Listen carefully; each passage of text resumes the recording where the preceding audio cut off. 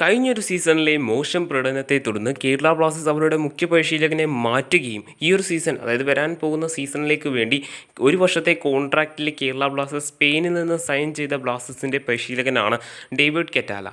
ഇദ്ദേഹത്തിൻ്റെ അനൗൺസ്മെൻറ്റ്, അതായത് Blasters sign ചെയ്തു എന്ന തരത്തിലുള്ള അനൗൺസ്മെൻറ്റ് ഏതാനും കഴിഞ്ഞൊരാഴ്ചയ്ക്ക് മുമ്പ് തന്നെ ബ്ലാസ്റ്റേഴ്സ് അവരുടെ ഒഫീഷ്യൽ ഹാൻഡിലൂടെയൊക്കെ തന്നെ പുറത്തുവിട്ടിട്ടുണ്ടായിരുന്നു.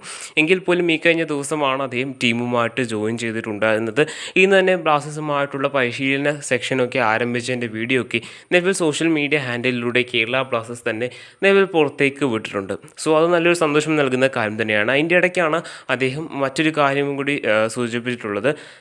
തനിക്ക് എല്ലാ മത്സരങ്ങളും ജയിക്കുക, അതായത് ഇനിയുള്ള തൻ്റെ കീഴിൽ ബ്ലാസ്റ്റേഴ്സ് പ്രകടനം ചെയ്യുന്ന എല്ലാ മത്സരങ്ങളും ജയിച്ച് മുന്നേറുക തന്നെയാണ് തൻ്റെ ലക്ഷ്യമെന്ന് അദ്ദേഹം വ്യക്തമായിട്ട് പറയുന്നുണ്ട്.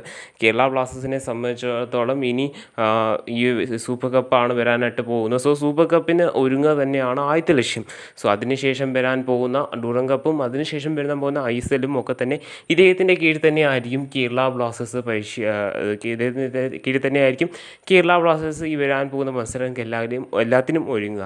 സോ അദ്ദേഹം പറഞ്ഞ കാര്യം ഇതുതന്നെയാണ്. എല്ലാ മത്സരങ്ങളും തൻ്റെ കീഴിൽ എല്ലാ മത്സരങ്ങളും ജയിക്കുക, അതായത് ജയിച്ച് മുന്നേറുക മാത്രമാണ് തൻ്റെ നയം എന്ന് അദ്ദേഹം വ്യക്തമായിട്ട് പറയുന്നുണ്ട്. എല്ലാവരുമായിട്ട് പോരാടിക്കൊണ്ട് തന്നെ ജയിക്കുക എന്ന് തന്നെയാണ് അദ്ദേഹം ഊന്നി പറയുന്നത്.